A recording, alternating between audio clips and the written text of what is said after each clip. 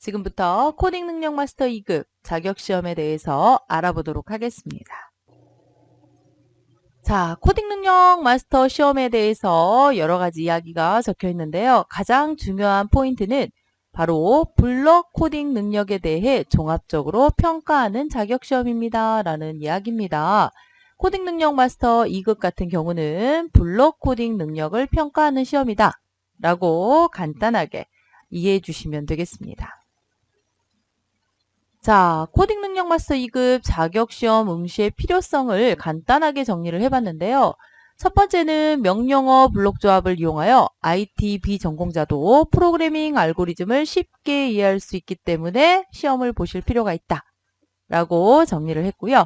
두 번째는 다양한 코딩 문제를 통해 창의력 및 과학적 논리력 향상에 도움이 된다라는 겁니다. 마지막으로 초등은 2019년부터, 중등은 2018년부터 소프트웨어 교육 의무화 대비 학습이 가능하기 때문에 시험을 보실 필요가 있다라는 겁니다. 네, 이런저런 걸 다 떠나서 코딩을 좋아하시는 분이라면 본인이 어느 정도 코딩을 할 수 있는지 한 번쯤은 평가해 보는 것도 좋을 듯 싶습니다. 자, 다음 한번 볼까요? 코딩 능력 마스터 2급 자격의 시험 과목에 대해서 설명을 드릴 텐데요. 첫 번째 프로그램은 두 가지 중에 한 가지로 응시가 가능합니다. 스크래치 3.0과 엔트리 2.0 이상 이렇게 둘 중에 하나의 프로그램을 선택해서 응시가 가능하다라는 거.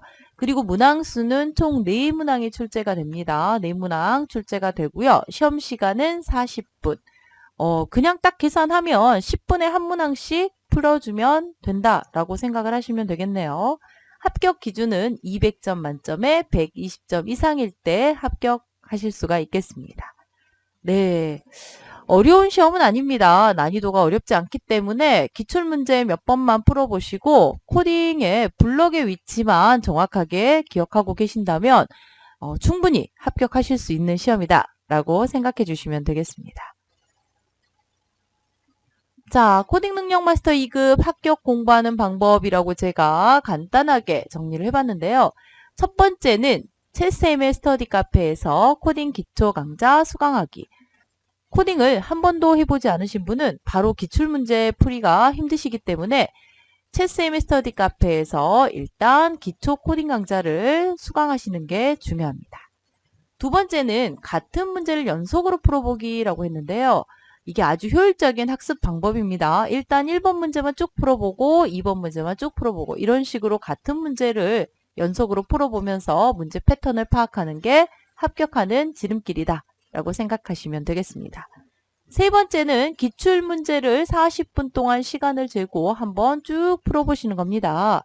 그러면서 네 문제를 내가 모두 풀었을 때 시간이 어느 정도 소요가 되는지 어느 정도의 여유 시간이 있는지를 스스로 파악해 보셔야 어려운 문제를 만났을 때 어느 정도 내가 생각할 시간이 주어지는지를 미리 알고 시험장에 가실 수가 있다라는 거죠. 실제 시험 보는 것과 동일한 환경에서 문제를 풀어보는 게 아주 중요하다라는 거 꼭 기억해 주셨으면 좋겠습니다. 자, 시험장에 가실 때 꼭 준비할 사항이 있는데요. 첫 번째는 수험표입니다. 수험표는 반드시 미리 출력하셔서 시험장의 위치와 가는 길을 꼭 한번 알아두시기 바라겠습니다. 두 번째는 신분증인데요. 성인 같은 경우는 주민등록증을 꼭 지참하시고요. 미성년자 같은 경우는 학생증, 등본, 여권, 반드시 생년월일과 사진이 있는 게 좋습니다. 초등학생 같은 경우는 등본을 가져가셔도 되는데요. 중학생 이상은 반드시 본인의 사진과 생년월일이 있는 그런 신분증을 지참하셔야 시험을 보실 수가 있다는 거 기억을 해주시고요. 세 번째는 필기도구입니다. 필기도구는 시험지에 수험번호와 이름을 기재하는 데 사용하기 때문에 혹시 안 가져가셨더라도 시험장에서 빌려 쓰실 수가 있다는 거 기억해 주시면 좋겠습니다.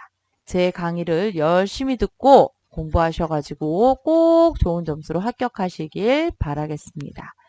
자, 여기까지 코딩 능력 마스터 2급 자격시험에 대해서 쭉 알아보셨고요. 지금부터는 기출문제를 저와 함께 하나씩 풀어보도록 하겠습니다. 감사합니다.